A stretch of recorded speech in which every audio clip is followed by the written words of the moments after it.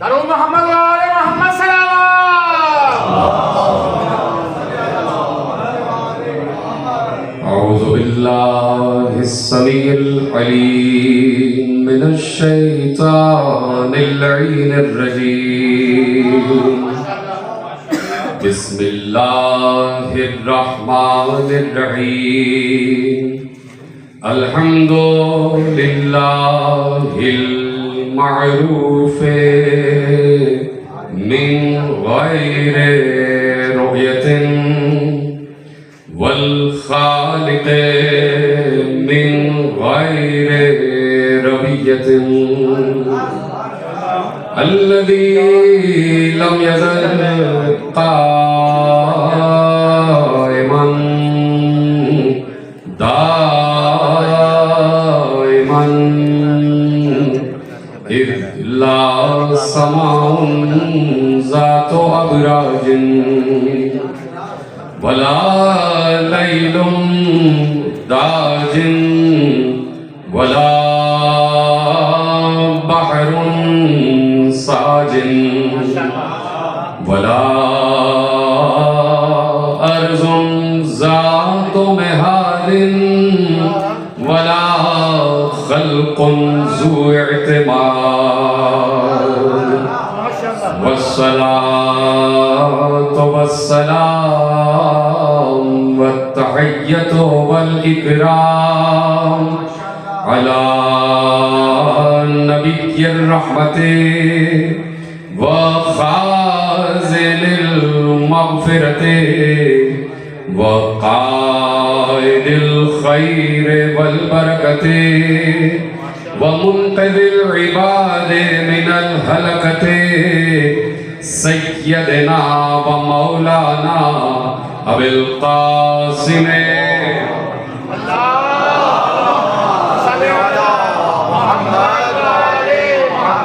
अहले बैतिहि तय्यबीन अत्ताहिरीन अल-मासूमीन अल-मज़लूमीन अल-मुंतखबीन अल-मुंतजबीन अल्लज़ीना अज़हबल्लाहु अन्हुमुर रिज्सा व तह्हरहुम तत्हीरा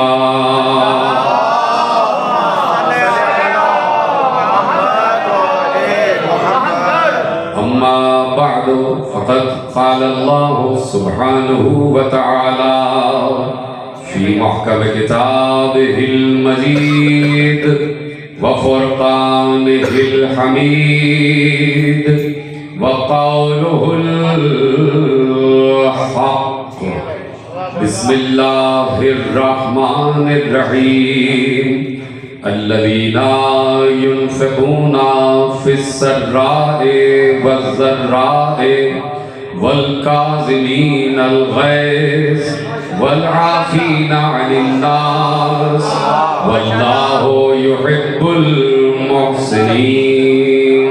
सल्लल्लाहु अलैहि वसल्लम।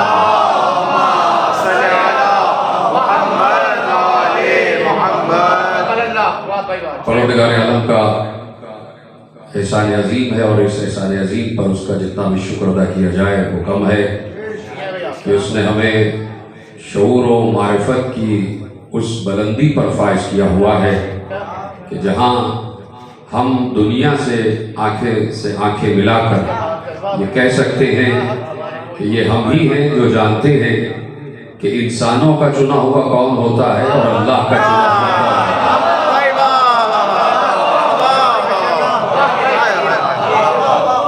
ये मयार, ये कसौटी, ये परख हमें अता की गई है और ये परख, ये मयार, ये कसौटी हमें इसलिए अता की गई कि हम मोमिनो मुनाफिक की कसौटी यानी अली को पहचानें।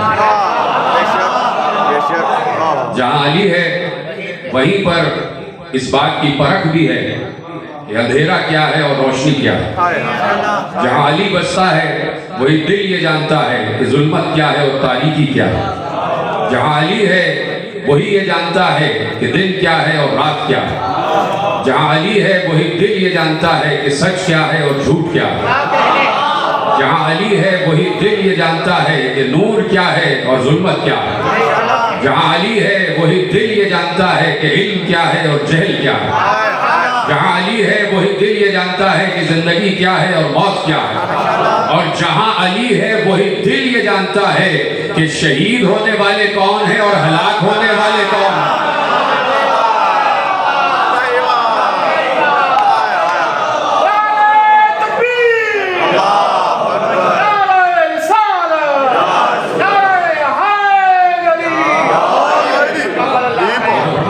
ये सिर्फ बातें हम इसलिए नहीं कहते कि हमें ये बातें कहना है। असल में हमारी वो जिम्मेदारी लगाई गई है, 1400 बरस से हमारी वो जिम्मेदारी लगाई गई है। जुमला बहुत बड़ा कहने जा रहा हूँ और यकीनन मैं इस बात की तवक्को करता हूँ आप जैसा हसीन और पढ़ा लिखा मजमा कि ये मेरा जुमला आप यकीनन उसकी तमाम तर मानी मफहूम और गहराई के साथ समझेंगे जो मैं कहने जा रहा हूँ। बहुत बड़ा जुमला आपके हवाले कर रहा हूँ और यकीनन मेरे बुजुर्ग पहले पहुंच जाएंगे और कोई ना पहुंचा तो मैं समझाऊंगा। जुमला ये है कि 1400 बरस से अल्लाह ने बादे कदीर हमें वही काम सौंपा हुआ है जो कब्ले मोहम्मद अंबिया को सौंपा हुआ था। सलामत रहे। जो कब्ले खातमुन नबीयीन अंबिया को सौंपा हुआ था।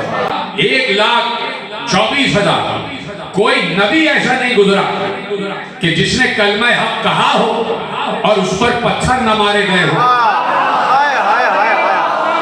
इधर सलामत रहे। उसके खिलाफ जुमले न कसे गए हो, उसके खिलाफ रोड़े न अटकाए गए हो, उसकी मुखालिफत न की गई हो। तो अब जहां पर भी इलाए कलिमतुल हक होता है उसी की तरफ पत्थरों का रुख होता है, उसी की तरफ मुखालिफतों का रुख होता है। अब आप तसव्वुर करें कि पैगंबर निकले हैं मक्के की गलियों, ताइफ की गलियों में पैगंबर निकले हैं और कह रहे हैं ला इलाहा इल्लल्लाह कहो फलाह पा जाओगे, क़ूलू ला इलाहा इल्लल्लाह तुफ़्लिहू। पैगंबर मक्के के एक एक घर के सामने से, ताइफ में की गलियों में एक एक घर के सामने से और उन घरों के सामने से जहां बुत रखे हुए थे, बुत कदों के सामने से गुजरते हुए पैगंबर कहते गए कि सब कहो ला इलाहा इल्लल्लाह, ला इलाहा इल्लल्लाह, ला इलाहा इल्लल्लाह। तो पैगंबर के साथ रिएक्शन में क्या हुआ? कहीं से पत्थर मारे गए, कहीं से आग फेंकी गई, कहीं से जलता हुआ पानी फेंका गया, कहीं से लहू लहान कर दिया गया। तो एक मयार, एक माहौल तो ये हम भी देख रहे 1400 बरस से। जहां हमने कहा कहो अलीयुन वलीउल्लाह, कहीं से पत्थर आने लग गए, कहीं से आग बरसाई। देख रहे तो कलमा हक बुलंद करने में मुखालिफतों का सामना तो होता, मुखालिफतों का सामना होता और हम अलीयुन वलीउल्लाह न कहते।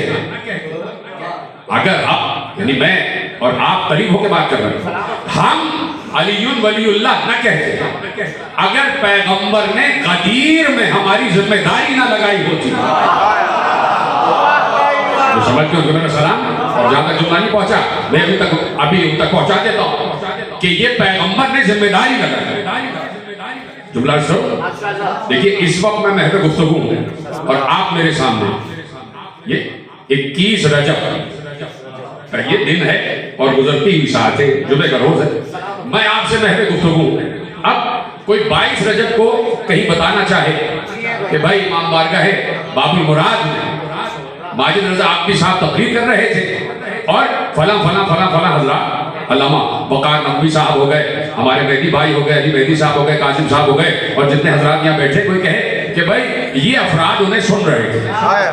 ठीक है, तो बात क्या होगी कि इस 30 रजब को जो मैंने खिताब किया उसके सामईन ये है सामईन। अब मैं पूछना चाहता हूँ कि 18 जिलहज को जो पैगंबर ने खिताब किया था उसके सामईन कौन थे?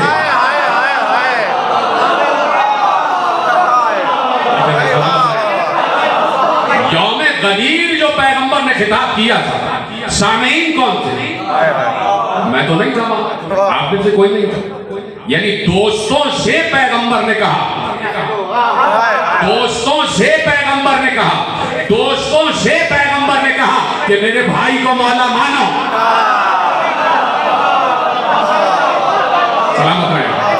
दोस्तों से पैगंबर ने कहा कि मेरे भाई को मौला मानो, और भाई भी वो कि जिसकी तरफ इशारा किया गया, ये वाला भाई, ये अली। ऐसा ना हो कि कल को तुम्हारी माँ की गोद में कोई बच्चा पैदा हो और उसका नाम तुम अली रख दो और कहो इस अली के लिए कहा था।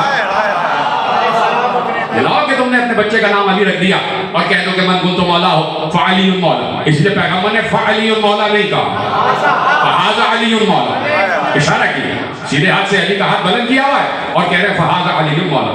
तो अब उसके बाद पैगंबर ने जिम्मेदारी लगा दी।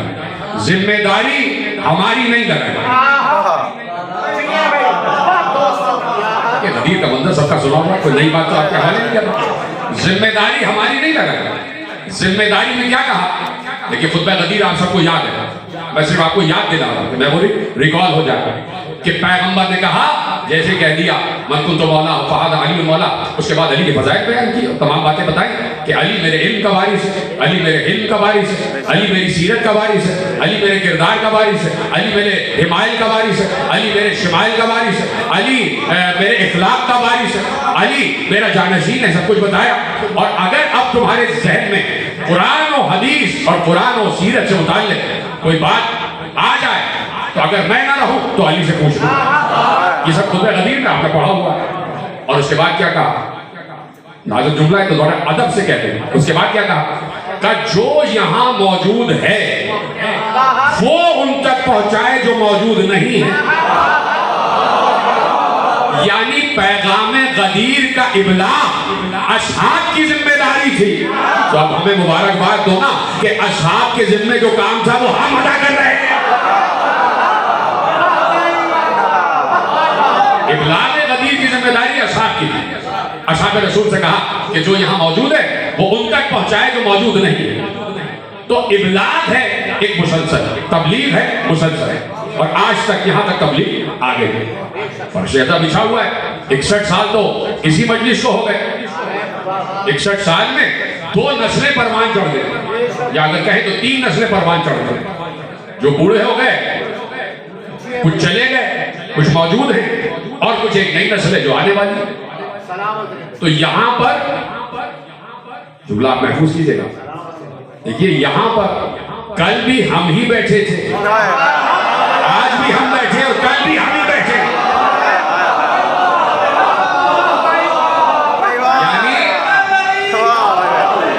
यानी हम, जुमला महफूज करें मेरे सामने, यानी हम उनमें से नहीं हैं कि जिनसे पैगंबर ने कहा जगह छोड़ के ना जाना। तो हम उसी मकाम पर मौजूद हैं और वहीं पर मौजूद हैं। कल हमारे बुजुर्ग मौजूद थे, आज हम हैं, और कल अगली नस्ल आ जाएगी। तो पैगाम आगे बढ़ता जाएगा। तो ये मैंने गदीर से बात क्यों शुरू की कि गदीर मीज़ान है हादी का और हिदायत का। सलामत रहे। गदीर मीज़ान है हादी और हिदायत का। यानी अगर कहीं कोई ये देखना चाहे कि हमारी नुमाइंदगी करने वाला कैसा होना चाहिए, अब इस वक्त आप नहीं समझेंगे तो कौन समझेगा? 8 दिन बाद कुछ होने वाला है। अरे क्या 8 फरवरी को कुछ होने वाला है ना। तो भाई बात यह है कि गदीर है मीज़ान, गदीर है मीज़ान कि हादी और हिदायत देने वाला कैसा होना चाहिए, उसका मेयार क्या है और उसका डिकोरम क्या है। लफ्ज़ डिकोरम आपने महफूज किया, उसका मेयार मीज़ान क्या है। तो पैगंबर, चलिए रोकता हूं जुमला, मैं आलम इस्लाम से बात लाइव जा रही है तो यकीनन सब सुन रहे हैं, और उधर जिंदा गुफ्तगू जो अपने घरों में बैठकर सुन रहे हैं उनसे भी, और जो जिंदगी के आसार लिए बैठे उनसे भी, जो इस बाबुल हवाइज के हयात खाने में बैठे हुए हैं,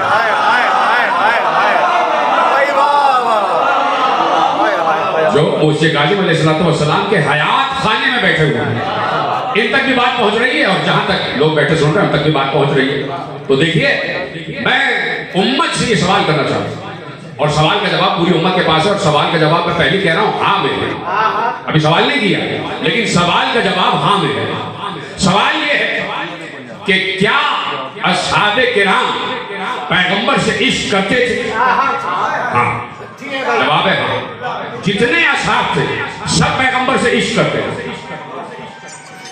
मान लेते तुमको है क्या कहने? जितने असहाब थे सब पैगंबर से इश्क की मंजिल पर थे।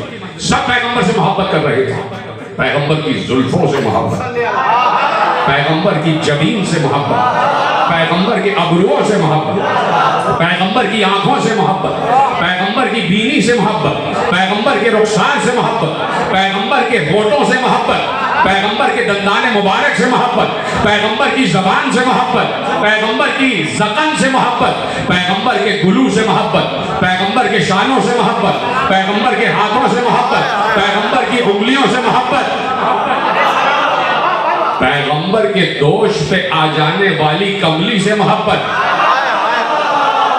अब तो यह है कि कमलियां भी कमली से मोहब्बत कर रही थी।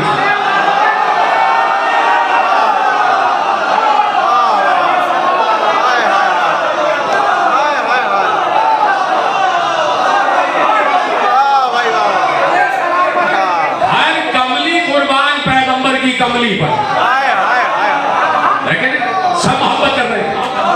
तो इतनी मोहब्बत असहाब को रसूल से कि असहाब ये तसव्वुर भी नहीं करते थे कि कोई एक दिन ऐसा आएगा कि जब अल्लाह का ये महबूब हमारे दरमियान नहीं रहेगा।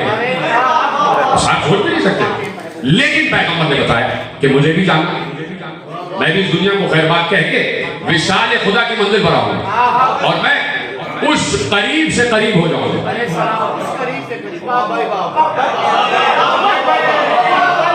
सलामत रखा, उस करीब के करीब हो जाऊंगा।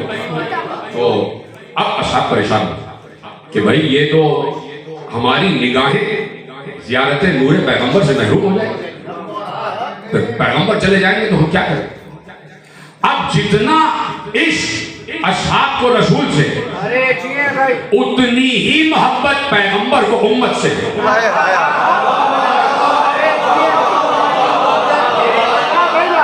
जितना इश्क असहाब को रसूल से, उतनी ही मोहब्बत और उतना ही ख्याल पैगंबर को उम्मत का। और पैगंबर जानते थे ये मेरे बाद परेशान हो जाएंगे, ये मेरे बाद घबराहट का शिकार हो जाएंगे, ये मेरे बाद तितर बितर हो जाएंगे,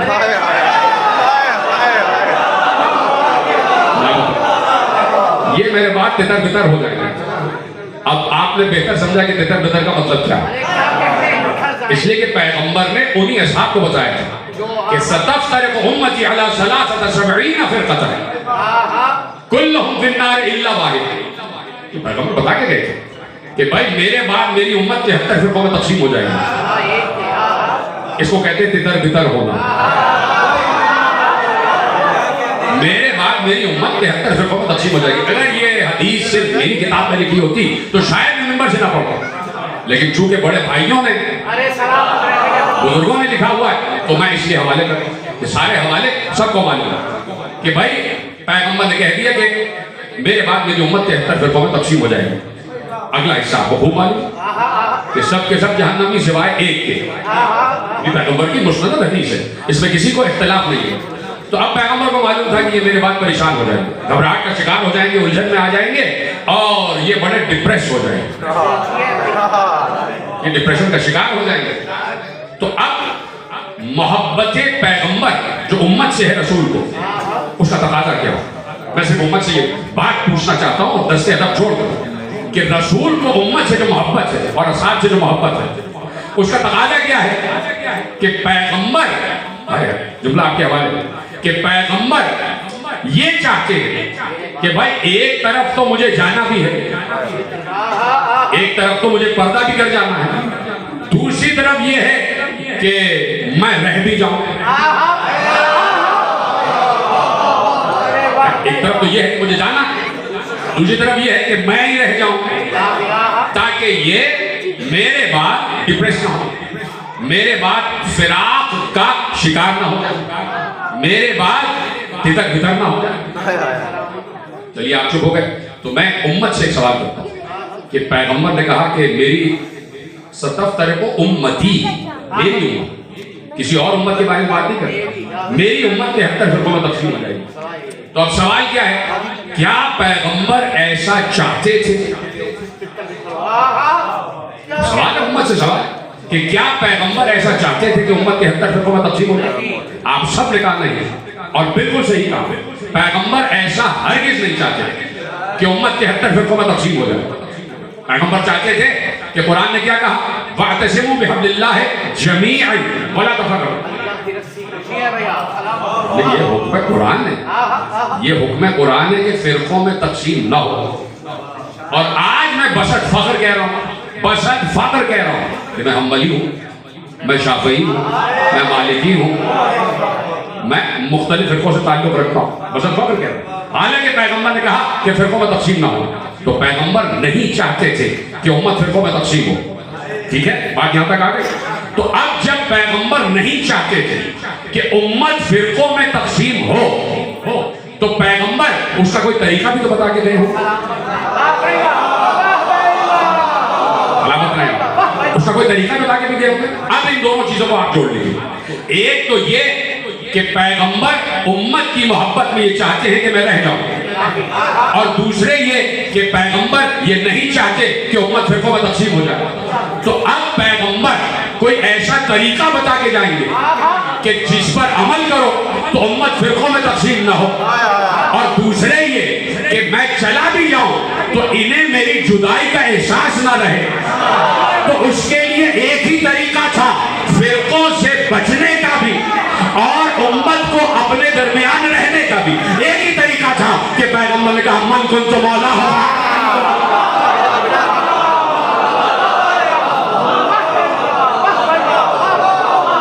दोनों का एक ही तरीका था कि उम्मत फिरकों में न बटे और ये उम्मत मेरी जुदाई का एहसास भी ना करे। उसका एक ही तरीका था कि मैं जिसका मौला उसका अली मौला। मैंने क्या बता दिया कि अगर मैं चला जाऊं तो अपने ही जैसा छोड़कर जा रहा हूं। बड़ी आसानी से आपने जुमला महफूज किया, अपने ही जैसा छोड़कर जा रहा हूं। यानी लफ्ज मौला तो इस्तेमाल किया ना रसूल ने, तो बच्चों तक को बात मालूम है कि लफ्ज मौला और अपने लिए भी और अली के लिए लफ्ज मौला इस्तेमाल किया। तो भैया क्या कह रहे हैं, जैसे मैं मौला वैसा ही अली मौला। यानी जब पैगंबर ने कह दिया जैसा मैं मौला वैसा ही अली मौला, तो इसका मतलब क्या है कि जो नूर मेरा है वही नूर अली का है। और दूसरी तरफ आ जाइए, जो प्यारी प्यारी और मीठी मीठी मेरी जुल्फे है वैसी ही अली की जुल्फे है। जो मेरा मुतनासिब कद है वही अली का कद है। जो मेरा हुस्न है, यही जुमला आपको कहना था, सलामत रहे, जो मेरा हुस्न है वही अली का हुस्न है। खबरदार कोई अली के हुस्न पर अंगुश नुमाई ना करे। पहुंचे कि नहीं पहुंचे, भाई अली के हुलिये के बारे में लिख दिया गया कि भाई नाउजुबिल्लाह सर के बाल उड़े हुए थे, नाउजुबिल्लाह माअज़ल्लाह, और पिंडलियां पतली पतली थी, और नाउजुबिल्लाह शिकम बाहर निकला हुआ था, कलाइयां भी पतली पतली, चेहरा सर, ये लिखा हुआ था ना। तो ये उस वक्त तस्लीम करेंगे, मुझे माफ करेंगे आशिकाने रसूल, लेकिन मैं ये जुमला कहने के लिए मजबूर हूं, हम अली का हुलिया उस वक्त के तस्लीम करेंगे अगर कहीं तारीख में रसूल का भी यही हुलिया लिखा हो।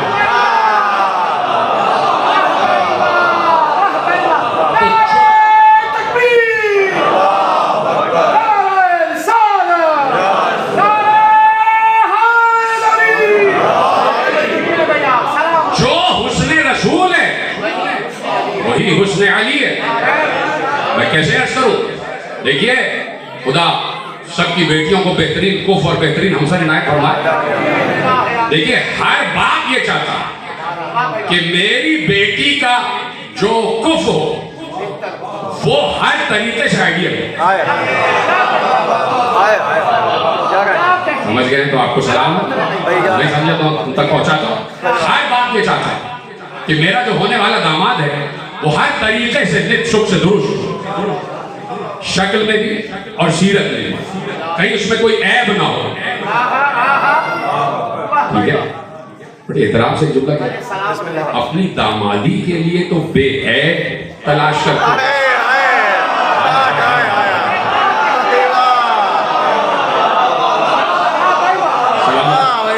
मैं शुक्रगुजार हूँ कि आपने जुमला कहने की जहमत नहीं।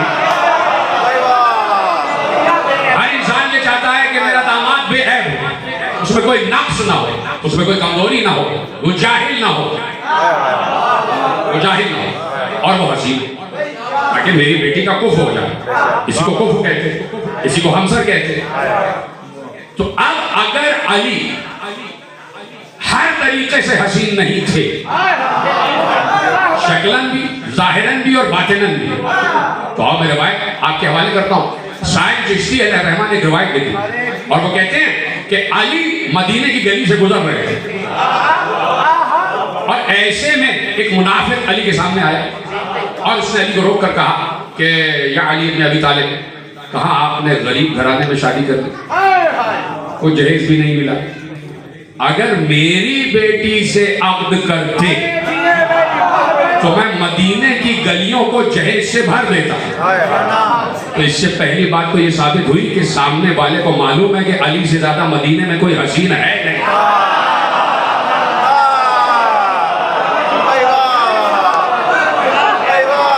अली से ज्यादा मदीने में कोई हसीन नहीं। वो चाहता है कि अली मेरे दामाद बन जाते। अब ये अली है,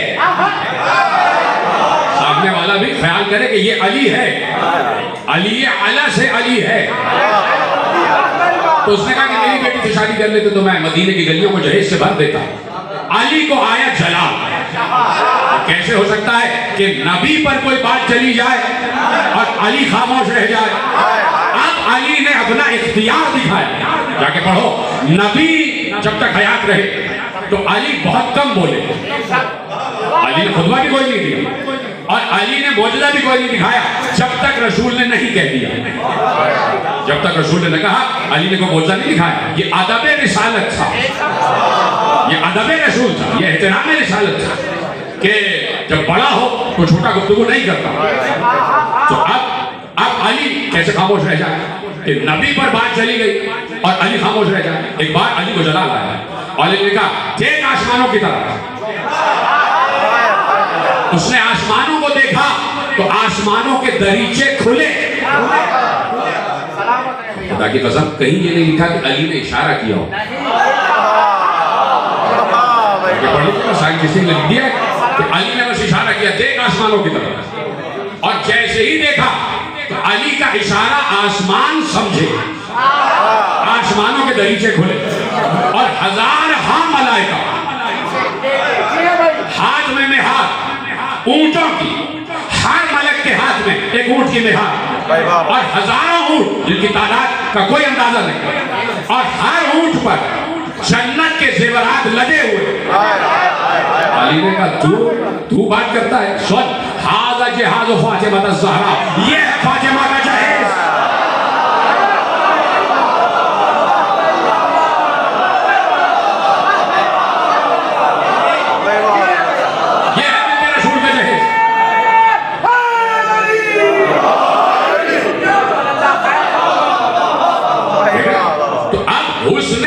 वही है जो हुस्न मोहम्मद है, जो हुस्न रसूल है वही हुस्न अली है, जो सीरत रसूल है वही सीरत अली। पैगंबर ने कह दिया कि अगर नहीं चाहते कि फिर कौन बटो तो अली को मौला मान लो, अली को मौला मान लो। और फिर पैगंबर ने कहा ये है आइडियल। पैगंबर अपने दौर में आइडियल है ना भाई, क्या है आइडियल? कुरान कह रहा है और मशहूर आयत है, आपको याद है, लेकिन मैं पहले लफ्ज़ कहूंगा आपको आयत याद आ जाएगी। लक़द कान लकुम फी रसूलिल्लाहि उस्वतुन हसना। कुरान कह रहा है कि तुम्हारे लिए मेरे नबी की साथ में बेहतरीन नमूना अमल है। उस्वतुन हसना का मतलब ये है कि मेरा नबी हर तरीके से आइडियल है। देखिए, अगर साइंस पढ़े हुए कुछ अफराद बैठे हैं तो मेरी बात पर साथ करेंगे कि साइंस ये कहती है कि दुनिया में आइडियल क्या होता है, इसके मयारात तो आपके पास मौजूद है, लेकिन प्रैक्टिकली कोई चीज आइडियल नहीं है। यानी कहीं ना कहीं 0.1% रह जाता है, 99.9% किसी चीज को आप आइडियल नहीं कह सकते, कहीं ना कहीं कोई ना कोई कमजोरी रह जाती है। लेकिन ये अल्लाह का बनाया हुआ, ये अल्लाह का बनाया, किसने कहा? उस्वतुन हसन, मेरे नबी की में तुम कहीं कोई नक्श नहीं दिखा सकते, कहीं कोई ऐब नहीं दिखा सकते। तो अब जरूरी था, ये मंतिकी बातें, ये मंतिकी बात। एक लफ्ज आपको कहूं मंतिक किसे कहते हैं? मंतिक पूरा इल्म है और वो पढ़ना नहीं है, लेकिन मंतिक को आप बाज़ औक़ात अंग्रेजी में लॉजिक कहते हैं। लॉजिकल बात, लॉजिकल बात वो होती है कि जिसे समझाने के लिए किसी रेफरेंस की जरूरत ना पड़े, किसी हवाले की जरूरत हो, बात फौरन समझ में आ जाए। आपकी अक्ल सलीम बता दे कि हाँ बात सही कह रहा है, आप उसको फौरन तस्लीम कर लो। इसको कहते हैं मंतिकी बात, लॉजिकल बात। तो पैगंबर भी मंतिकी बात करके जा रहे थे, मंतिकी बात करके जा रहे हैं। कि मंतिकी बात क्या है? कि जरूरी था कि जैसे पैगंबर अपने जात में आइडियल है, तो अपने बाद भी कोई आइडियल ही छोड़कर जाए, अपने बाद भी कोई आइडियल ही छोड़कर जाए। तो पैगंबर ने कहा ये है पैमाना, ये है मयार, ये है तुम्हारे रहनुमा होने का मयार। इसलिए चुप हो गए आप। देखिए मयार एक लफ्ज इस्तेमाल कर रहा हूं। दुनिया में अल्लाह ने जो अपना नुमाइंदे भेजे, और ये हमारी जिम्मेदारी है कि हम उन चीजों की तरफ इशारा करें, इसलिए कि इसका ताल्लुक आखिरत से। कोई कहे कि बार बार हर साल अब हादी और हिदायत और इमाम और इमामत और ये सब अली की विलायत की क्यों तस्करा करते? तो बात यह है कि अगर आखिरत ना होती तो हम ये जिक्र भी ना करते। बात तो ये है ना कि आखिरत में यही चीजों का सवाल होगा, आखिरत की तैयारी करनी है कि नहीं? गलत बात तो नहीं कर रहा। मसलन इस क़यादते ज़मीन को, इस मनसबे क़यादते ज़मीन को अल्लाह ने लफ्ज़े खिलाफत से याद किया। मनसबे क़यादते ज़मीन, क़ायदे ज़मीन कौन होगा? खलीफा, अल्लाह का खलीफा होगा। अब अल्लाह ने 4 खलीफाओं का तज़किरा किया। 4 खलीफा, कुरान में 4 खलीफा। नवेद भाई बोल रहे खाली 4 खलीफा का तज़किरा कुरान में, और जो 4 खलीफाओं को ना माने वो कुरान का मुनकिर है। 4 खलीफा कुरान से सनद पाए हुए,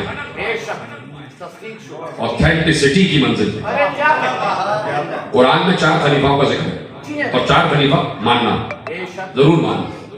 पहला खलीफा इन्नी जाइलुन फिल अर्ज़ खलीफा,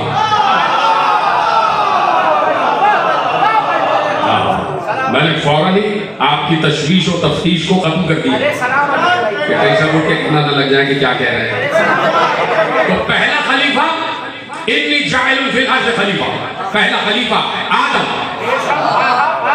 तो अब खिलाफत का पहला मयार हमारे सामने आ रहा है। मुश्किल गुफ्तगू, मैंने मुश्किल मौजू कोई इंतखाब किया ही नहीं, बड़ा आसान मौजू जो मेरे बच्चों तक भी पहुंच जाए।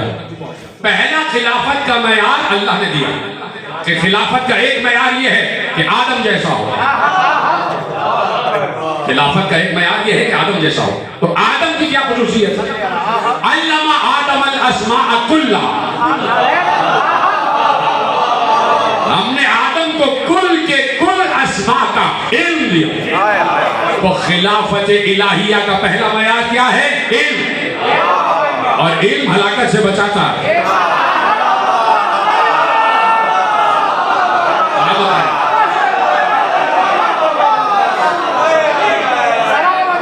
खिलाफत इलाहिया का पहला मयार आदम जैसा हो, और इल्म आदम का अल्लाह ने अता किया।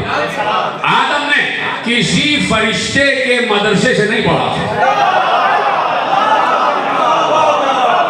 आदम के उस्ताद फरिश्ते नहीं थे, आदम का उस्ताद वही था जो जिब्राइल का उस्ताद था। तो बात मैंने खोली नहीं।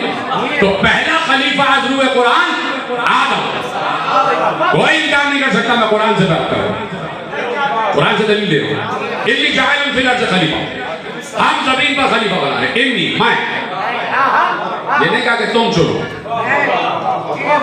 मैं पूछना चाहता हूं कि मैं तो आपसे 1400 बरस से सवाल कर रहा हूँ, अपने ऊपर ही रख लेता हूँ। मैं काजिम भाई, मेरी शाह, मैं आपसे 1400 बरस से सवाल कर रहा हूँ कि भाई आप मुझे अज़दाई कुरान में दिखाइए।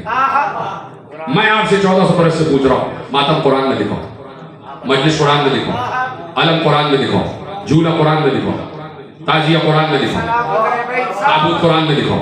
मैं आपसे पूछ रहा हूँ, और मैं आपको ये भी इल्जाम दे रहा हूँ मैं कि आप बिदअती हैं।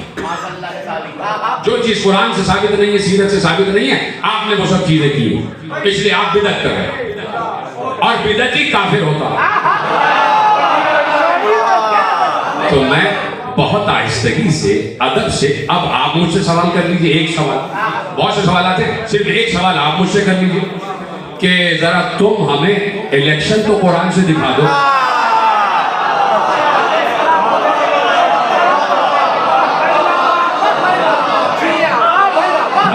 बातें हो रही है ना? तो बहुत सी बातें।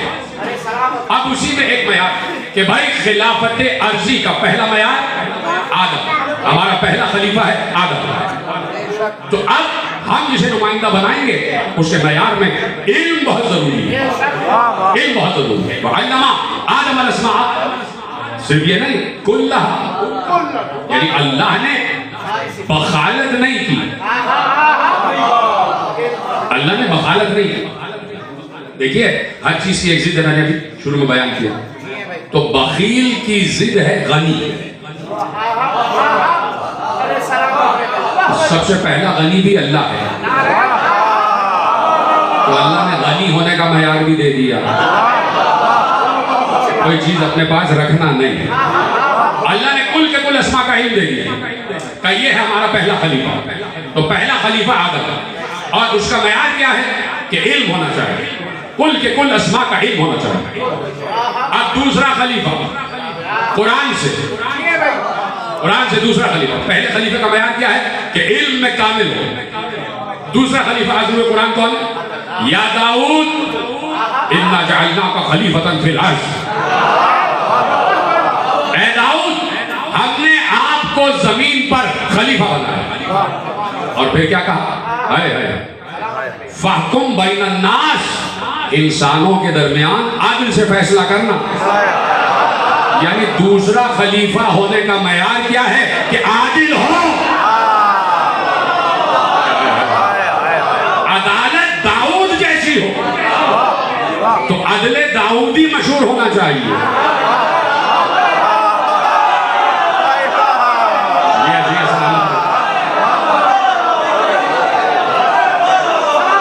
अदले दाऊदी मशहूर होना चाहिए कुरान में। दूसरा खलीफा दाऊद, और कहा कि ए दाऊद इंसानों के दरमियान अदल और क़िस्त के साथ, इंसाफ के साथ फैसला करना। ये कहीं पर भी कोई शुक्म ना रह जाए, कहीं पर भी कोई कजी ना रह जाए, किसी फरीक के साथ ज्यादती ना हो जाए। है कोई ऐसा आदिल इस 76 बरस की तारीख में?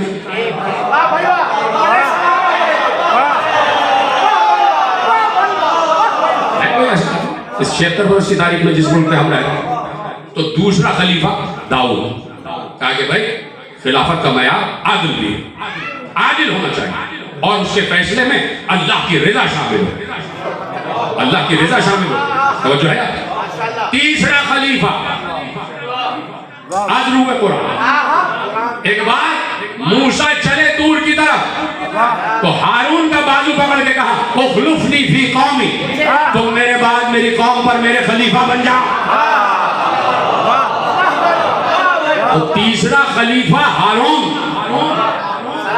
तो एक मयार ये आया कि एक मयार ये आया, एक मयार खिलाफत का ये आया कि नबी अपने भाई ही को बनाया।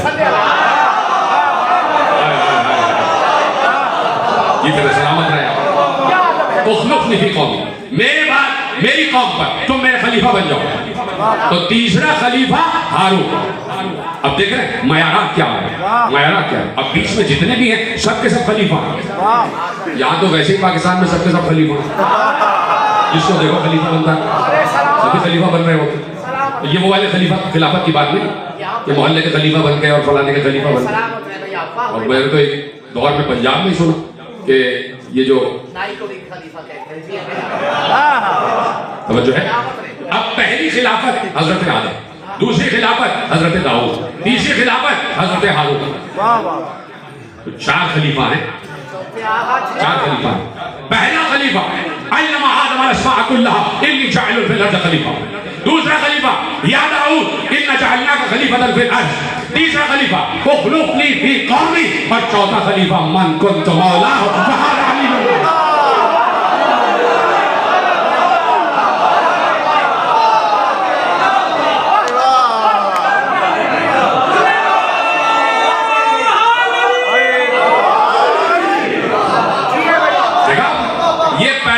मैयार देकर गए, ये पैगंबर क्राइटेरिया देकर गए कि ये है आदम से लेके और मुझ तक ये है कयादत का क्राइटेरिया।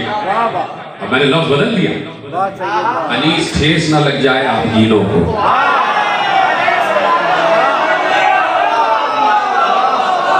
ख्याले खातिर अहबाब चाहिए हरदम, अनीस ठेस ना लग जाए आप गीलों को। तो कयादत का मैयार पैगंबर देखेगा कि उसमें इल्म आदम भी होना चाहिए, उसमें नूह वाली नजर भी होना चाहिए, नूह वाली नजर भी होना चाहिए। नूह की नजर कुरान में निगाहे नूह, निगाहे नूह, नूह की नजर, ये आंखों पे नजर कहां तक देख रही है? निगाहे नूह और निगाहे नूर भी, निगाहे नूह भी और निगाहे नूर भी कहां तक देख रही होगी? तो एक बार जनाबे नूह तूफान आने से पहले कह दिया कि रब्बे ला तज़र अलल अर्ज़ मिनल काफिरीन दय्यारा इन्नका इन तज़रहुम युज़िल्लु इबादका वला यलिदु इल्ला फाजिरन कफ़्फ़ारा। सबको तर्जुमा, बड़ा हसास मजमा और बड़ा हसीन मजमा बैठा हुआ। सलामत रहे आप, खुदा आपको कोई गम ना दे सिवा गम हुसैन और आपकी मारिफत और मोहब्बत में मजीद इजाफा फरमा। तर्जुमा कर रहा हूँ। और निगाहे नूह, और आप इतने मारिफत में डूबे हुए हैं कि आप समझ जाएंगे कि मैं दूसरा मयार क्या देना चाह रहा हूँ। पहला मयार इल्म, खिलाफत का दूसरा मयार क्या है? क़यादत का दूसरा मयार खिलाफत हटा रहा हूँ। क़यादत का दूसरा मयार क्या है? कि नूह वाली निगाह। क्या कहा? परवरदिगार इस दुनिया से काफिरों को मिटा दे, इस दुनिया से काफिरों को मिटा दे, और अगर ये काफिर बाकी रह गए तो ये तेरे बंदों को बहकाएंगे। और मैं देख रहा हूं कि इनकी नस्लों में कोई मोमिन नहीं आने वाला। वो समझ के उनका मेरा मैं देख रहा हूं कि सिवाय काफिरों के इनके किसी की विलादत नहीं होगी। यानी नूह की निगाह नस्लों को देख रही है। ये तो नूह की निगाह है जो नूह से जुड़ी हुई है, और वो अली की जुल्फ़िकार है, ये तो नस्लों को देख कर चल रही है।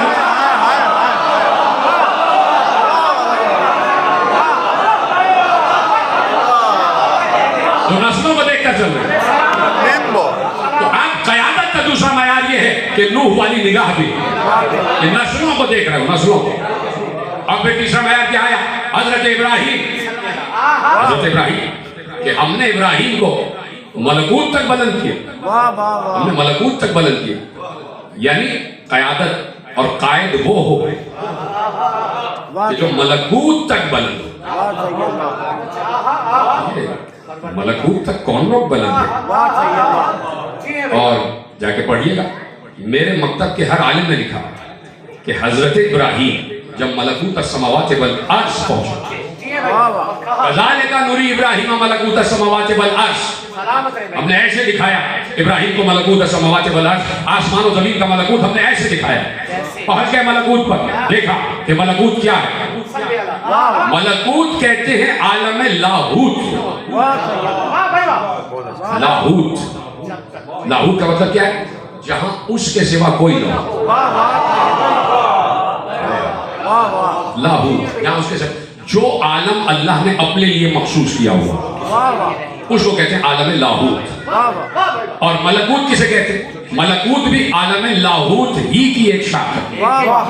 आलम लाहूत ही की एक शाख है मलकूत। और मलकूत किसे कहते हैं?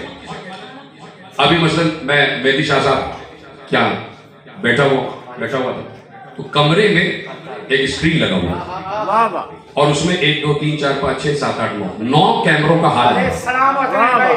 कहीं भी बैठा हो, मसलन आप क्या बैठा हो, स्क्रीन लगा हुआ, मतलब 24 कैमरे 24 मकामात पर लगे हुए, और मैं 24 मकामात को एक ही मकाम पर बैठकर देख रहा हूं।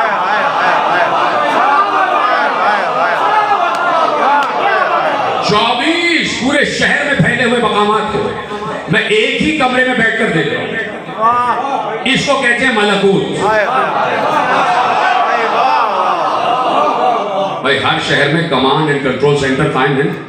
हर शहर में कमांड एंड कंट्रोल सेंटर कि जहां देखकर चारों तरफ के वो स्क्रीन लगे हुए हैं और वहां पर कुछ लोग बैठे जो देख रहे हैं भाई घाटी में क्या हो रहा है, फलानी जगह क्या हो रहा है, फलानी जगह क्या हो रहा है, फलानी जगह सब है ना, देख रहे हैं।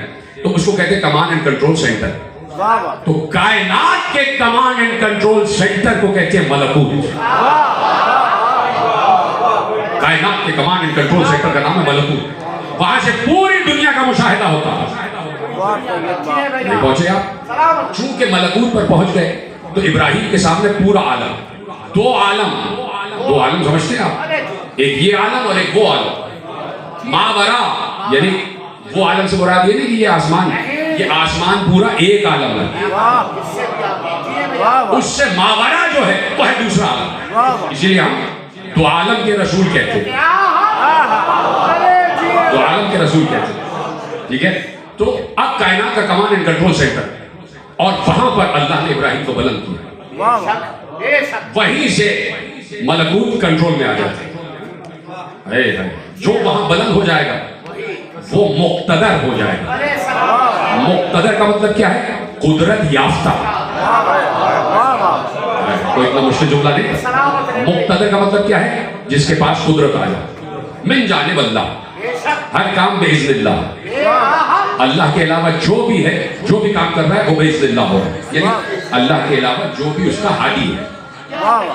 ये ना समझिएगा कि हमारा भी हर काम अल्लाह ही कर रहा है।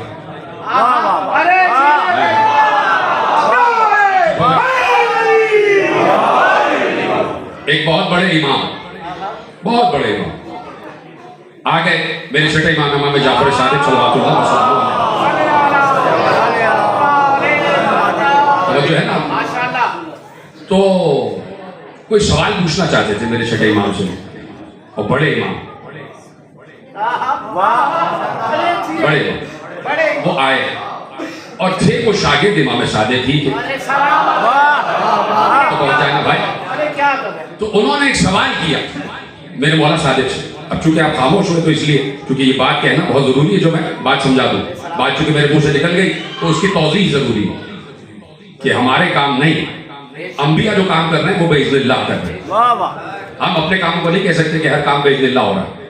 तो इमाम से सवाल किया, तो इमाम ने कहा ये सवाल तो ये है कि ये मेरे 3.5 या 4 बरस का मेरा बेटा है, नाम है मूसिए काजिल, ये छोटा मेरा बेटा। सवाल का जवाब इनसे दे। अब वो कहाँ और ये छोटे से इमाम, लेकिन चूंकि उस्ताद ने कह दिया तो बच्चे के सामने ज़ानुए अदब तय करना पड़ा।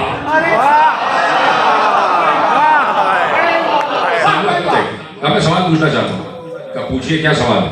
तो सवाल ये है कि हर काम जो बंदा करता है तो वो किसके इज़्न से और किसके हुक्म से और किसकी मर्जी से करता है? देखो इसकी 3 सूरतें हैं। या तो बंदा हर काम अल्लाह की मर्जी से कर रहा है, या बंदा हर काम अपनी मर्जी से कर रहा है, या दोनों की मुश्तरक मर्जी से हो रहा है। यानी आधा काम अल्लाह कर रहा है, आधा काम बंदा कर रहा है। जितने भी हमारे घर, हमारी जिंदगी के जितने भी काम, उठना बैठना चलना फिरना खाना पीना सोना जा, ये सब काम, कहा कि 3 सूरतें हैं इसकी।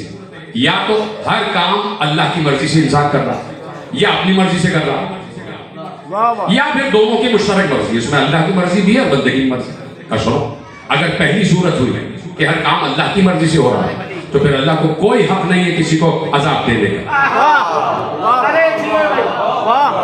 मासूम नहीं कह सकते हैं जुमला, फिर अल्लाह को इस्तेकाब नहीं है कि किसी को अजाब दे, इसलिए तो हर काम उसकी मर्जी से हो रहा है। और क्या अगर तीसरी सूरत है कि आधे काम बंदों की मर्जी से हो रहे हैं, आधे काम अल्लाह की मर्जी से, तो फिर जो सजा या जजा बंदों को दी जा रही है उसमें अल्लाह को भी शरीक होना चाहिए, इसलिए कि आधा वो भी है आधा ये भी है, ये उसके लिए मुमकिन नहीं है। तो तीसरी सूरत है कि हर काम बंदा अपनी मर्जी से कर रहा है। इतनी आसानी सुना आपने। क्या सूरत ये है कि हर काम जो इंसान है वो फाइल मुख्तार है। अल्लाह ने इंसान को अक्ल दे दी और अक्ल देने के बाद इंसान को खुद मुख्तार बना दिया कि आप जो करोगे ये बता दिया। ये गढ़ा है और ये मुसद्दा जमीन है, ये आग है और यहाँ पर महज खुशगवार है। आग की तरफ जाओगे जल जाओगे, बता दिया अल्लाह। गड्ढे में जाओगे गिर जाओगे मर जाओगे, खारदार वादी में जाओगे जख्म आ जाएगा। तो अब अल्लाह ने सब कुछ बता दिया, इसी तरह अल्लाह ने बता दिया ये हक है ये बातें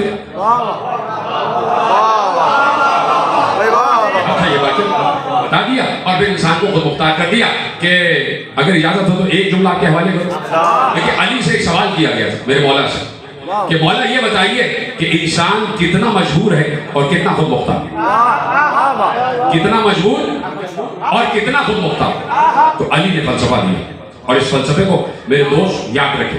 अली ने कहा देखो ये कायनात जो अल्लाह ने बनाई है, ये दुनिया जो अल्लाह ने बनाई है, इस दुनिया के मुकद्दर में है कि यहाँ हक और बातिल टकराएंगे। अली को समझना आसान काम नहीं, ठीक है। का इस दुनिया के मुकद्दर में ये बात लिख दी गई है कि यहाँ हक और बातिल का मार्का होगा, यहाँ हक और बातिल का टकराव होगा। जब तक ये दुनिया है यहाँ हक और बातिल टकराते रहे। तुम इस दुनिया में आए हो, भेज दिए गए, तो मजबूर हो। क्या पूछा उसने, कितना मजबूर कितना खुद मुख्तार? क्या तुम इस दुनिया में आ गए तो मजबूर हो, चाहो या न चाहो तुम्हें इस हक को बातिल के मार्के का हिस्सा बनना पड़ेगा। जिसने बोला कि तुम लोग को महफूज किया वो मेरा सलाम, उसको मेरा सलाम। क्या तुम चाहो या ना चाहो, मजबूर कि तुम चाहो या ना चाहो तुम्हें इस हक को बातिल के मार्के का हिस्सा बनना पड़ेगा। देखिए इस वक्त रूए अर्श पर कोई ऐसा इंसान नहीं है जो हक और बातिल के मार्के का हिस्सा ना हो। ईसाई अपने को हक पर समझ रहा है, यहूदी अपने को हक पर समझ रहा है, बुत परस्त अपने को हक पर समझ रहा है, मुसलमान अपने को हक पर समझ रहे हैं, है कि नहीं? तो हर इंसान अपने को हक पर समझ रहा है और अपने जो खिलाफ है उसको बातिल पर समझ रहा है। भाई यहूदियों के मुताबिक मुसलमान बातिल पर है और यहूदी हक पर है, यही उनकी फिक्र है। तो अब हर इंसान अपने को हक पर और दूसरे को बातिल पर। अब इसी में आप देख लीजिए कि इस वक्त इलेक्शन हो रहा है तो हर पार्टी अपना हक समझ रही है और वो चाह रही है दूसरी पार्टी ना है कि नहीं? ये देखना बिल्कुल करीब हो गया आपसे। तो कहा कि इस दुनिया के मुकद्दर में लिखा हुआ है कि ये दुनिया जब तक है यहाँ हक और बातिल का मार्का रहेगा। मजबूर तुम इतने हो कि जब आ गए तो चाहो या ना चाहो तुम्हें इस हक और बातिल के मार्के का हिस्सा बनना पड़ेगा और इख्तियार ये है कि चाहो तो हक के साथ हो जाओ, चाहो तो बातिल के साथ हो।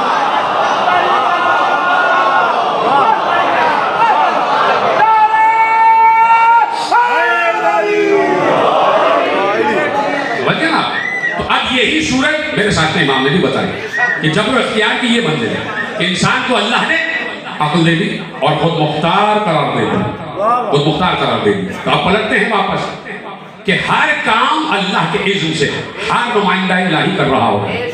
अब ये पहुंच गए मलकूत पर, हजरत इब्राहिम को कमांड एंड कंट्रोल सेंटर दिखा दिया गया, वहां पहुंच गए। अब पूरी दुनिया हजरत इब्राहिम की आंखों में ऐसे। याद आ गया आपको ये 5 उंगलियां? अली से यही तो पूछा था कि बगैर सोचे जवाब दे देते हैं। अली ने कहा ये कितनी उंगलियां हैं? 5। अली ने कहा सोचा नहीं। या अली जो चीज सामने है उसके बारे में सोचना कैसा? अली ने कहा जैसे तेरे सामने 5 उंगलियां हैं, अली के सामने पूरी कायनात है। तो अब पूरी कायनात एक जैसे आपके हथेली पे आ गए, तो हजरत इब्राहिम पूरी कायनात को देख रहे थे। अब मैं आपको वाकया दिलाता हूँ कि जो दलील बन जाए, और बात बिल्कुल अपने आखिरी मरहले में दाखिल हो गई, ज्यादा जहमत समात आपको नहीं देना चाहता, कि अब हजरत इब्राहिम ने देखा पूरी कायनात, पूरी दुनिया हजरत इब्राहिम की निगाह में आ गई, और वही निगाह इब्राहिम के पास, मेरा जुमला जायज ना हो, वही निगाह और वही इख्तियार इब्राहिम के पास जो अल्लाह के पास है। अभी साबित करो, आप लोग खामोश हो गए। जो देखिए, जो मलकूत पर बुलंद हो गए उसके पास इख्तियार आता है, वो मुक्तदर हो जाता है, तो वही निगाह और वही इख्तियार, वहां पहुंचे इब्राहिम, इख्तियार आ गया। अब जितनी भी अशिया हैं वो इब्राहिम के ताबे हो गए, सब इब्राहिम की इताअत गुजार हो गए, यहां तक कि मलकुल मौत भी हजरत इब्राहिम का इताअत गुजार हो गया, मलकुल मौत, क्योंकि मलकूत पर हजरत इब्राहिम पहुंच गए और इख्तियार वहां जाके हासिल कर लिया। जो मलकूत पर पहुंचेगा उसके पास इख्तियार आ जाएगा, और जो है तो अब हजरत इब्राहिम की निगाह में पूरी दुनिया, तो अब मलकुल मौत भी हजरत इब्राहिम का इताअत गुजार हो गया। हजरत इब्राहिम ने पूरी दुनिया देखी, फलानी जगह इंसान गुनाह कर रहा, अल्लाह की मासियत कर रहा, तो मलकुल मौत जाओ, इसकी रूह कब्ज़ करो। मलकुल मौत फौरन गया, रूह कब्ज़ करो। अब तक तो अल्लाह का हुक्म मान रहा था,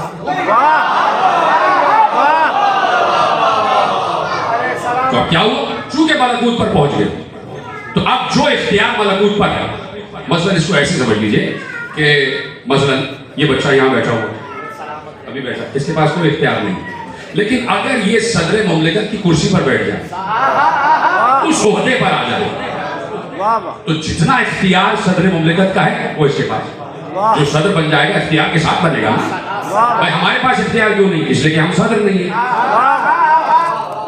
तो जो सदर बन जाएगा वो इख्तियार के साथ सदर बनेगा, वो बहुत आ जाएगा। अब इसी तरह जो मलकूत पर पहुंचेगा उसके पास इख्तियार आ जाएगा। मलकुल मौत भी ताबे हो गए हजरत इब्राहिम, जाओ उसकी रूह कब्ज़ करो, एक चश्मे ज़दर नहीं लगा कि रूह कब्ज़ हो गई। देखो कोई इंसान गुनाह कर रहा है, उसकी रूह कब्ज़ करो, इसकी रूह कब्ज़ करो। जहां जहां मासियत हो रही थी, जहां जहां नाफरमानी हो रही थी, जहां जहां झूठ बोला जा रहा था, जहां जहां साजिशें हो रही थी, सब के लिए कहा उसकी रूह कब्ज़ करो, उसकी रूह कब्ज़ करो, उसकी रूह कब्ज़ करो। अब मलकुल मौत ने पलट के कुछ पूछा नहीं,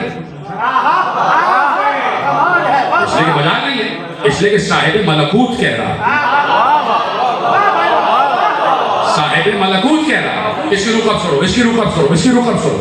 अब मलकुल मौत जाता रहा, उसकी रूह, उसकी रूह, उसकी रूह। जब बहुत इंसानों को हजरत इब्राहिम ने मलकुल मौत के जरिए से रूह कब्ज़ करवा ली, एक बार अल्लाह बोला, इब्राहिम कब तक मारोगे इनको, मैं भी तो इनको गुनाह करते हुए देख रहा होता।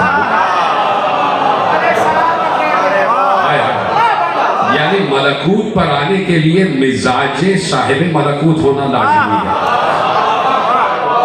मैंने जुमला हल्का कर दिया तो आपने भी हल्के से सुना,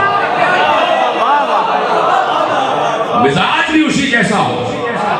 इब्राहिम मैं दरगुजर करता हूँ, मैं रहीम हूँ, वैसे रहमती अला गज़बी, मेरे गजब पर मेरी रहमत गालिब है। तो आप देख रहे हैं कि हजरत इब्राहिम, अब हजरत इब्राहिम ने निगाह की, परवरदिगार मलकूत, मलकूत परवरदिगार, ये 5 अनवार कौन है?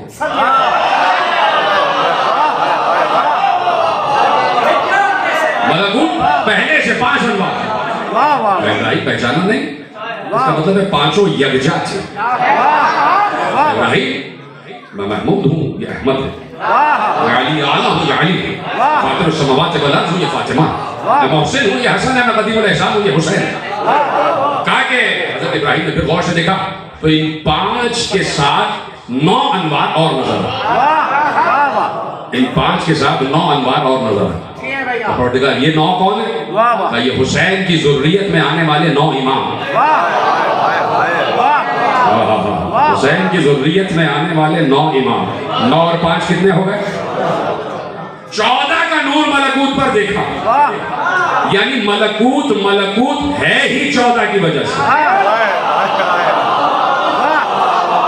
14 का नूर देखा। अब जो गौर से देखा तो लातादाद अनवार है जो इन 14 का तवाफ कर रहे हैं। लातादाद अनवार है जो इन 14 का तवाफ कर रहे हैं। एक बार हजरत इब्राहिम ने पूछा, परवरदिगार ये लातादाद अनवार कौन है जो इन 14 का तवाफ कर रहे हैं? कहा ये अली के शिया है।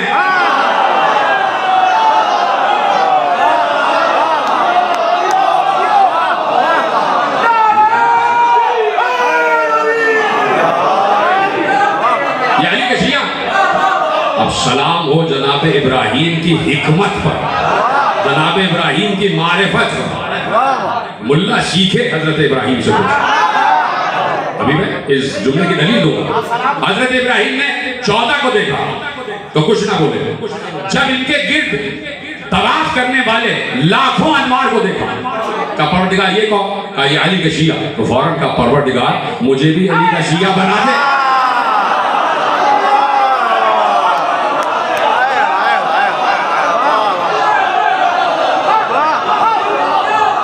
परवरदिगार मुझे भी अली का शिया बना दे।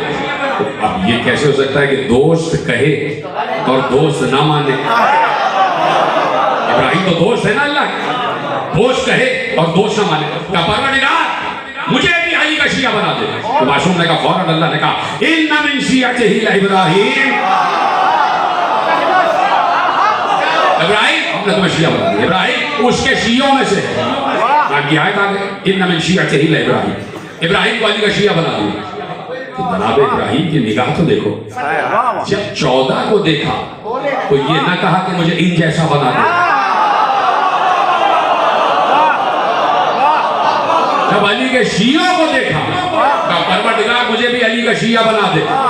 तो इब्राहीम जैसा नबी भी अपने आप को मोहम्मद जैसा नहीं समझता, तो ये मुल्ला क्यों समझ रहा है?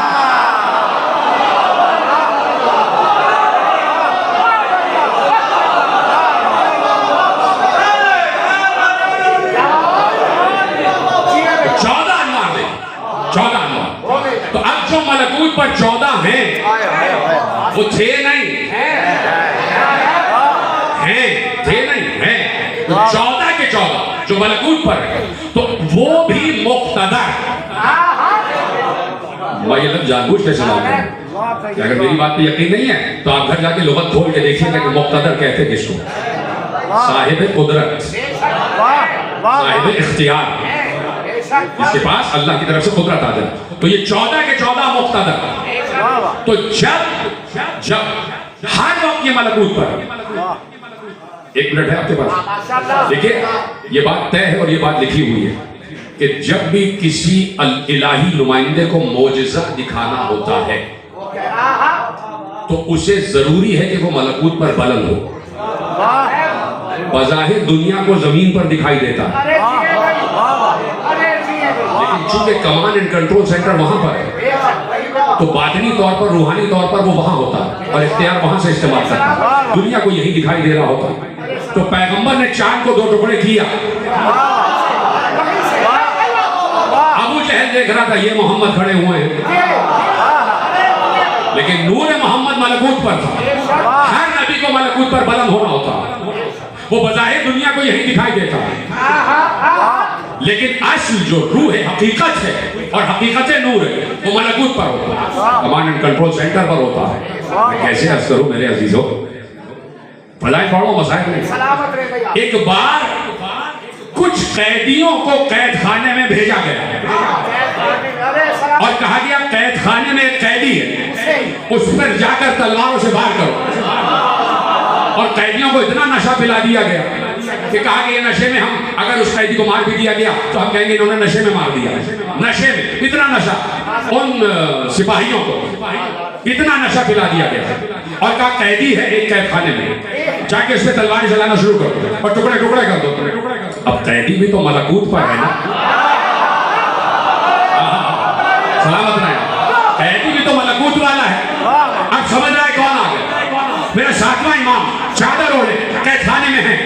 ऐसे में ये हबशी गुलाम दाखिल हो, तलवारें उठाई कि इमाम पर हमला करेंगे। इमाम ने चेहरे से चादर हटाई, सबकी तलवारें जमीन पर गिरी, सब सजदे में गिरे। पूछने वालों ने पूछा, खलीफा ने पूछा कि तुमने क्या किया? कहा किसके पास भेज दिया? जब हम अपने इलाकों में होते हैं और हमें कोई मुसीबत होती है, हम बुलाते हैं तो यही तो आता है।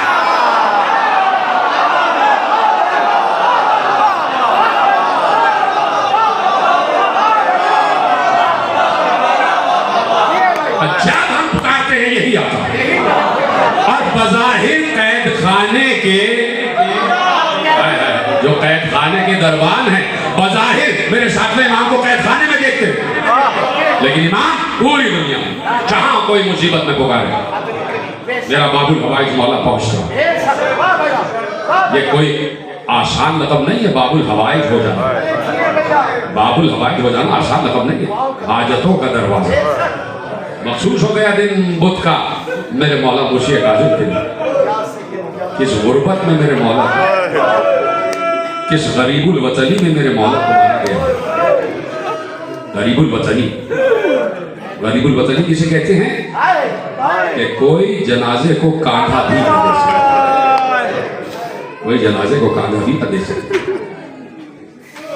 आखिरी मजलिस में तफसीली मसाइल, लेकिन चाहता हूं कि कुछ गोशे आपके हवाले हो। मैं देख रहा हूं आपकी आवाजें बुलंद हो रही, यही हक है क्योंकि उसी इमाम की दरगाह में बैठे हैं। कितने लोग हैं मुझे बताओ कि जिनकी हाजत है, जिनकी हाजत। मुझे अभी वाक़या याद आ गया कि अखबार अहले हदीस अमृतसर से छपता था, अमृतसर से अखबार अहले हदीस छपता था। उसके 1928 के शुमारे और गालिबन 24 अगस्त का शुमारा, 24 अगस्त 1928। उसमें ये बोलता छपा हुआ था, यानी हेडलाइंस के साथ कि काज़मैन में एक बूढ़े आदमी जिसकी आंखें नहीं थी, उसने अपने आप को मश किया मुर्शिद काज़िम के जरिए से उसकी आंखें आ गई। उसने मश किया अपने आप को मुर्शिद काज़िम के जरिए से। आप चुप हो गए। उसके मुताबिक लिखा हुआ है कि उसकी आंखों की जो बीमारी थी वो इतनी बढ़ गई कि उसने हर डॉक्टर को दिखाया, हर हकीम को दिखाया, हर तबीब को दिखाया। आखिर में डॉक्टरों ने आजिज होकर कहा कि तुम्हारी बीमारी का कोई इलाज नहीं हो सकता, तुम्हारी बीमारी का इलाज। अब यहाँ से बाबुल हवाइज का अमल शुरू होता है। जहाँ से दुनिया के दरवाजे बंद हो जाए वहां से हाजतों का दरवाजा खुलता है, वहां से हाजतों का दरवाजा खुलता है। ऐसे में वो शख्स पहुंचा, इमाम मुर्शिद काज़िम अलैहिस्सलाम के दरबार में पहुंचा, उनके तबीब खाने में पहुंचा, उनके शिफा खाने में पहुंचा। अपनी आंखों को उसने मस किया, आंखों से दोबारा से उसको दिखाई देने लगा और चीख चीख कर कहने लगा, मौला ने मुझे बीनाई दे दी, मेरे काज़िम मौला ने मुझे बीनाई दे दी। लोग उसकी तरफ दौड़े, उसके कपड़े फाड़ दिए और ताकि तबरुकन ले जाएं कि इमाम काज़िम का हाथ इसके जिस्म पर आया। इमाम ने इसको हाथ लगाया तो वो शख्स भी मुतबर्रिक हो गया। तो उसने कहा, तो बाद में उससे तफसील पूछी गई, कहा कि मैं बेआस हो चुका था, मैं मायूस हो चुका था। सबने जवाब दे दिया, कोई शिफा खाना मैंने नहीं छोड़ा था, कोई तबीब मैंने नहीं छोड़ा था, हर जगह से मुझे जवाब मिल गया। और जब हर जगह से जवाब मिल जाए, देखिए फिर मैंने कहा कि आले मोहम्मद का अमल शुरू हो जाता है, फिर मलकूत वालों का इख्तियार शुरू हो जाता है। कहा कि मैं पहुंचा, रोता हुआ पहुंचा मुर्शिद काज़िम के जरिए पर, तो मैंने अपनी नाबीना आंखों से देखा कि कोई जरी से पुकार रहा है, मेरे करीब आ जा, मेरे करीब आ जा, मैंने तुझे बीनाई दे दी।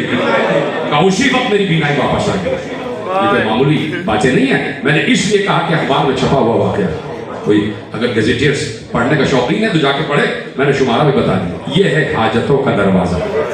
ये लक़ब कोई मामूली लक़ब नहीं है, ये लक़ब कायनात में चंद ही लोगों को हासिल हुआ। आपने हाय कह दिया, यकीनन आप पहुंच गए जहां तक मैं आपको पहुंचाना चाहता। एक लक़ब बाबुल हवाइज का मुस्लिम इब्ने अकील, एक लक़ब बाबुल हवाइज का अबुल फजलिल अब्बास, और सुनेंगे हाय जरूर कह दीजिएगा। एक लक़ब बाबुल हवाइज का हजरत अब्बास की वालिदा उम्मुल बनीन, बीबी उम्मुल बनीन का लक़ब भी बाबुल हवाइज। एक लक़ब बाबुल हवाइज का मेरा 7वां इमाम मुर्शिद काज़िम है। हजरत अब्बास 32 बरस, हजरत अब्बास 32 बरस, हजरत मुस्लिम इब्ने अकील हजरत अब्बास के बराबर। जनाब उम्मुल बनीन का सिन आपको पता है, जनाब मुर्शिद काज़िम का सिन आपको पता है, ये सब बड़े सिन के। और एक बाबुल हवाइज शीर खार छूने वाला बाबुल हवाइज, अली असगर बाबुल हवाइज, अली असगर बाबुल हवाइज। कैसे आपकी आंखें गिरिया कर रही हैं। एक झूले में शीर खार बाबुल हवाइज, अल्लाहु अकबर। कितने लोगों को झूले से शिफा मिल रही है। मकाम अली असगर आज भी मौजूद है। औलाद नहीं है तो जाओ वहां पर नज़र मानो, अली असगर अल्लाह के हुक्म से औलाद देते। इज़्न है, मलकूत वाले साहिब मलकूत है, जाओ। कोई बीमारी आजारी है तो बाबुल हवाइज का दरबार खुला हुआ है। ये 6 महीने का बाबुल हवाइज, माँ को इतनी मोहब्बत, मैंने लफ्ज माँ कह दिया, मेरी माँ बहनी ही समझ सकती है। खुदा मेरी माँ बहनों की गोदियों को सलामत रखे और जिसकी गोद में कोई बच्चा नहीं है खुदा बाबी रवायत के सदक़े से उसे साहिब औलाद करे और इसी साल उनके औलाद नदीन आता हो जाए कि माँ के लिए बेटा औलाद बहुत बड़ा लफ्ज़ होता है। मेरा बेटा, मेरी औलाद। और फिर हर माँ ये चाहती है कि मेरे बच्चे को कोई जख्म ना है, कोई खराश ना है। माँ तड़प जाती है, ऐसा बच्चा लड़खड़ा कर गिर जाए, खराश भी आ जाए तो ऐसा लगता है कि माँ के कलेजे पर छुरी चल रही, इख्तियार बच्चे को उठा लेती है, चूमने लग जाती है, मरहम लगाती है। ये एक आम माँ की फितरत है कि वो चाहती है कि मेरे बच्चे के जिस्म पर कोई खराश तक ना आ जाए। लेकिन करबला में माओं की फितरत बदल गई। हर माँ ये चाहती है कि मेरे बच्चे का नाशा आ जाए, मेरा बच्चा फातिमा के बच्चे पर से कुर्बान हो जाए, मेरा लाल फातिमा के लाल पर से कुर्बान हो जाए। तो क्या उम्मे रबाब का ये जज्बा नहीं होगा, उम्मे रबाब का ये अरमान नहीं होगा? तो समझ गया 6 महीने का शीरखार कि मेरी माँ उम्मे रबाब के पास कुर्बानी देने के लिए कोई बेटा बड़ा है नहीं। कह दिया अम्मा अम्मा ना उम्मीद ना होना, परेशान ना होना, अली हूँ मैं, अली झूले वाला अली हूँ, अली असगर हूँ। और अम्मा तो सही कि अगर मैं 72 का फख्र ना बन जाऊं तो मुझे अली असगर ना कहना, मैं 72 का फख्र ना बन जाऊं तो मुझे अली असगर ना कहना। खत्म हो गई बात, नारे हलमिन बुलंद हुआ। देखिए बात होता है कि आंसू नहीं आते तो इंतजार ना किया, बस हाय कहते जाओ, हाय जैसे तमाम मज़ादार कह रहे हैं, हाय अली असगर, हाय हुसैन कहते जाओ। हलमिन की सदा आई तो अली असगर ने अपने को झूले से गिराया। अब ये है अली असगर का जज्बा इंतिसार, जज्बा नुसरत। इसलिए रिवायत ने लिखा है कि माँ ने उठाया, पहली मर्तबा माँ ने उठाया, झूले में लिटा दिया, वापस लिटा दिया। दूसरी मर्तबा हुसैन ने नारा बुलंद किया, अलमिन मुगीसी युगीशुना। दूसरी मर्तबा अली असगर ने गिराया। तीसरी मर्तबा हुसैन ने नारे हलमिन बुलंद किया। दूसरी मर्तबा ज़ैनब ने उठाया और गहवारे में लिटा दिया। तीसरी मर्तबा बुलंद हुआ नारे हलमिन, तो अली असगर ने फिर झूले से गिराया। अब तो मानो कि अली असगर समझ रहे थे कि बाबा क्या कह रहे हैं। बाबा मेरा नुसरत चाहता है, मेरा बाबा नसीर और नासिर मांग रहा है। 3 मरतबा अपने को झूले से गिराया और तीनों मरतबा अब यहाँ से जो अहले हरम है उन्होंने गिरिया शुरू कर दिया। हुसैन तक अहले हरम की गिरिये की आवाज़ पहुंची। हुसैन ने घोड़े को मोड़ा, खेमागाह में आए। ज़ैनब क्यों रो रही हो बहना? अब भैया अली असगर ने बार बार अपने को झूले से गिराया। यहाँ तक ज़ैनब ने कहा, सुने कि जुमला मेरी माँ बहनें सुने, अगला जुमला उम्मे रबाब ने कहा और कहा वाली मेरे सरदार, मेरे आका, मेरे इमाम। सिर्फ यही नहीं कि झूले से गिरा दिया, हर मर्तबा घुटनियों चलता हुआ मैदान की तरफ जाता, हर मर्तबा खेमागाह के दरवाजे की तरफ जाता। हुसैन ने कहा हम समझ गए कि बच्चा प्यासा है, लाओ उम्मे रबाब पानी पिला के ले आए। मुझे शहादत नहीं पढ़नी, मुझे सिर्फ माँ का एक जज्बा पढ़ना। इतनी मोहब्बत। देखो बच्चे के झूले से भी माँ को मोहब्बत हो जाए, बच्चे के झूले से भी माँ को मोहब्बत होती है। चलेगा अली असगर और कैसे आए ये तुम्हें मालूम है। शहादत तो आप मुहर्रम में सुनते हैं ना कि अली असगर वापस कैसे गई थी, तो चादर जो पड़ी हुई थी वो सफेद थी और जब वापस आए हैं तो वही चादर सुर्ख हो चुकी, वही चादर सुर्ख हो चुकी है। माँ की गोद में अली असगर को दे दिया। माँ ने देखा और सिर्फ एक जुमला कहा, है मेरे लाल, तुझे तो उस तीर से ज़िबा किया गया है कि जिससे जानवरों को ज़िबा किया गया है। माँ ने देख लिया मेरे बेटे की कब्र बना रहा मेरा वाली। माँ को इत्मीनान हो गया कि मेरा बेटा कब्र में चला।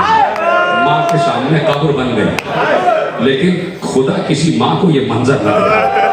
माँ बर्दाश्त नहीं कर सकती, इसलिए माँ को कब्रिस्तान में आने का हुक्म नहीं कि माँ ये बर्दाश्त नहीं कर सकती। सलाम हो बीबी उम्मे रबाब पर कि अली असगर पर करबला की जलती हुई रेत डाली जा रही थी और माँ अपने सब्र की इस्तिकामत के साथ खड़ी देख रही है। लेकिन कब तक सब्र करती? जैसे ही अली असगर का जिसमें नाज़रीन कब्र में है, करबला की तपती हुई रेत हुसैन ने मुट्ठी उठाई। छोटे से तो है ना अली असगर, कितनी बड़ी कब्र बनी होगी, छोटी सी कब्र, और कितनी मट्टी डालने की जरूरत होगी, मुट्ठी भर भर के मट्टी डालना। मुट्ठी भर भर अली असगर के कदमों पे मट्टी आई, वो मेरा बाप ने दिल पकड़ लिया, हाय मेरा लाल, हाय मेरा अली असगर।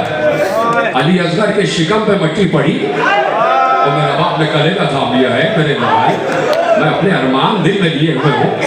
अली असगर के सीने तक मट्टी आई, वो मेरा बाप रोने लगी, आंसू बहाने लगी। उस वक्त बर्दाश्त न हुआ जब अली असगर के चेहरे पर मट्टी आ गई। रबाब खड़े कद से जमीन पर गिर गई। ज़ैनब ने संभाला। बात हो गई गुफ्तगू मेरे अजीजों, हो गई करबला, कूफे की मंजिल तय हो गई, शाम की मंजिल तय हो गई, तहखाने की मंजिल तय हो गई। काफिला लुट के मदीने वापस आ गई ज़ैनब औलिया अपने भाई को लुटाकर, अपने घर को लुटाकर मदीने वापस आ गई। और ऐसे में उम्मे रबाब बताए ना आपको, ये कब्र हुसैन से उठ नहीं गई। कहा कि ऐ बिन्ते रसूल, ऐ बिन्ते अली, मैं कैसे चली जाऊं? मेरे वाली की कब्र, मेरे बच्चे की कब्र, मैं कैसे छोड़कर चली जाऊं? हुक्म इमाम आया, बीबी उम्मे रबाब आ गई। पूरी जिंदगी साए में न बैठी, पूरी जिंदगी साए में न बैठी, ताकि मेरे बच्चे की कब्र, मेरे वाली की कब्र धूप में, मैं साए में नहीं बैठा। खत्म हो गई गुफ्तगू। बस एक ही जुमला माँ बहनों के हवाले, आपने गिरिया कर लिया है, आपने अपने लिए जन्नत कमा ली है, और आपकी कब्र की कोई रात भी अंधेरी नहीं होगी। किसी की भी कब्र की कोई रात अंधेरी नहीं होगी। जो इमाम हुसैन पर रो देता है, फिर हुसैन उसकी कब्र में आ जाती है, हुसैन उसकी कब्र में आके कब्र मुनव्वर हो जाती है। एक बार पूरा साल गुजर गया, इमाम वक्त ने कहा कि मादर ग्रामी साए में आ जाए। अगर इमाम बनकर हुक्म दे रहे हो तो हुक्म इमाम की इताअत वाजिब है। उम्मे रबाब उठी, अभी एक कदम आगे बढ़ाया था कि गिरी, और उसी जगह उम्मे रबाब का दम निकल गया। अपने वादे को भी निभाया और हुक्म इमाम की इताअत भी हो गई। बीवियों ने उठाया लाशें,